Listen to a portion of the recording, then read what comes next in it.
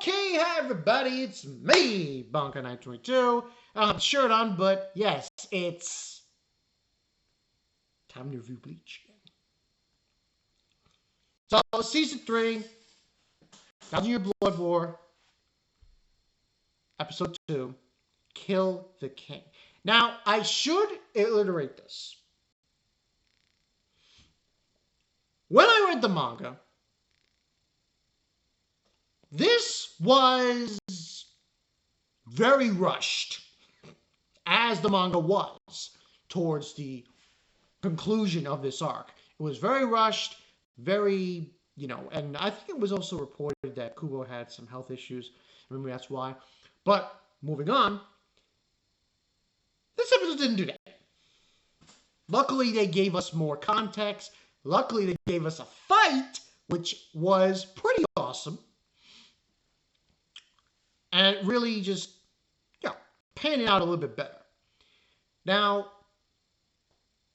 what I forgot to mention in the last week's episode review, Bach already kind of kills. Well, not really. He stabs the Soul King before Ichigo shows up and blah, blah, blah, blah. Now, the thing is that I believe from what I remember in the manga, he doesn't fight Ichigo. And Ichigo instead tries to attack him right off the bat. He blocks him. And some shenanigans happen where Ichigo accidentally kills the Soul King. This episode doesn't do that. What they instead do, they actually have a goddamn fight. Thank you, Studio Period. And it's pretty awesome. Ichigo flexes his powers, Bach flexes his, and Bach obviously awakens, and it doesn't go so well for Ichigo. Now, I have a problem with this. Now, here's the problem with introducing a character like Yhwach, or anyone like Yhwach, or anyone in particular. When you have someone who can see the future, your success rate of defeating them is 0. 0. And that's, I think, my problem with Yhwach and how the events of the manga happen, which I don't want to go, I'm not going to talk about. Not going to say what happens. What happened in the manga, because we got anime-only people here, but I think it was good.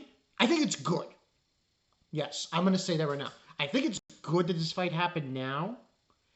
And at least, you get Ichigo knows. Now, okay, this guy can see the future. He can predict what's going to happen.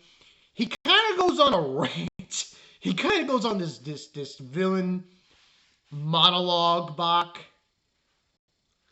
Later on, after he kind of kicks Ichigo's ass, about Ichigo, and he needed somebody who has Soul Reaper powers, Quincy powers, Hollow powers, and so on and so forth. Now, I understand this guy can see the future, but this is... Come on. Really? Oh, you can see the future, but you're honestly telling me this is Ichigo's destiny? Get the Go get a shave, man. But that's more or less what happened. But the fight was awesome. I was really digging it. Great animation quality. 9.5 out of 10, Harriet. But obviously, this is my problem. Now, I don't care. I don't know if anyone else has a problem with this, but I feel like characters who can see the future and can predict your moves and can predict what's going to happen, and they know what's going to happen, regardless of anyone's outcomes, is BS.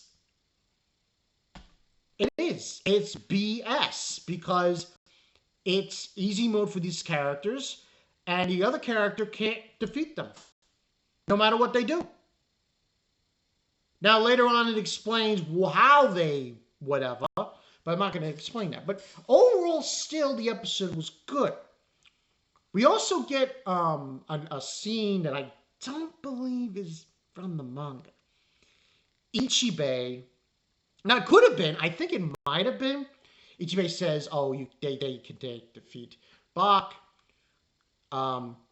He's got his sword in the ground, the brush, and he says, "Oh, that there's going to be a time of peace." Oh, Yhwach, you know what that's about. Then the other scenes we get is Urahara and everybody, and they're wondering what's going on. Wondering if the Soul King was killed, blah, blah, blah. Now, what occurs is this. After Ichigo gets his ass kicked, he gets up, he tries to attack Bach again, tells him he's trying to protect everybody. Yhwach blocks it, and then Ichigo goes for his sword. Now, the reason why the events happened the way they happened is because Ichigo's got Quincy powers. Thanks a lot, Mom. Sorry if I'm being mean to Misaki, but, you know. And because of his Quincy powers, he grabs the sword. His Quincy powers take over. He takes Yhwach's sword, and he slices the Soul King. Now, told you so! Everyone else, here's the thing. This is the thing that makes no sense to me. Yoruichi, or anyone that was there, could have grabbed that sword, and nothing would have happened to him.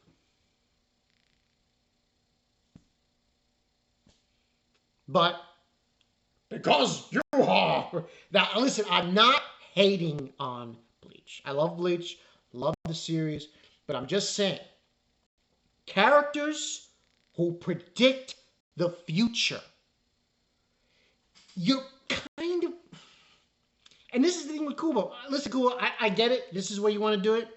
This is how you want to roll. Fine.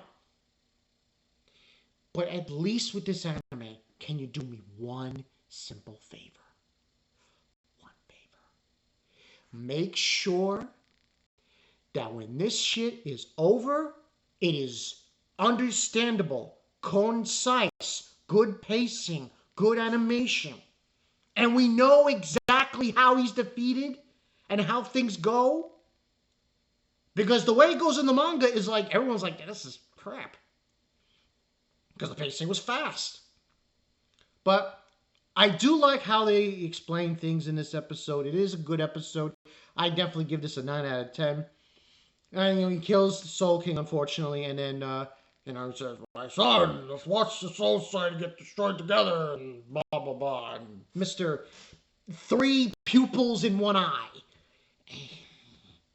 Listen, I'm not hating on Yhwach, but it's just the whole thing the way it goes. When you have a character, a villain, who can predict what you're going to do, and knows exactly how events are going to come about, you drive yourself into a corner. Because now you have to figure out a way for your hero, your main MC, main character, how is he going to defeat him? And in the manga, this was rushed. Hopefully this anime can pace it nicely, and we go for it. But I will say, I like the fact, the number one thing, and this is why I'm giving this a 9 out of 10. They have Ichigo fight Yhwach here in his awakened state. So now he knows, oh, this guy can predict the future. He knows what's going to happen. So it's good to actually come out that right off the rope. Now, I think in the manga he did see this, but I don't think I ever saw it happen. Because I don't think they ever had a fight in this juncture with the whole Soul King thing. So, but overall, like I said, 9.5 out of 10. I'm giving it that because still, the whole monologue and the future talk and I can predict this, I can predict that, it gets I'm not going to lie, it kind of rubs me the wrong way. Kind of does. But still, great episode. Next one is going to be called The Dark Arc. The next one is actually going to be, I think we're going to change gears here. They're going to go to Mayuri. He has a huge battle with this Quincy. That's kind of a weird one. I think its name is Perninda. Let me just check those character lists. Oh, there. Where the hell is it? Ah, yeah, Perninda. Perninda's a weird Quincy Sternritter. It's I say in it because it isn't it, which is explained later, but I'm not gonna say what it is. But that's probably for next week. Overall, like I said, 9 out of 10 is just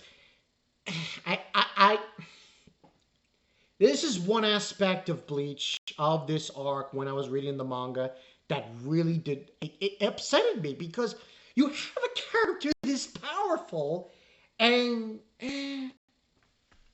like I said, I'm hoping that Kubo and Period Studios do a Period, pace this properly, explain it properly, and make it make sense, so at least we have an ending that makes sense. That's all we wanted. Come on. Good animation, good story, good characters, and you make it make sense. Alright? Good. There's some Bankai into it too. I'll catch you guys later. Peace.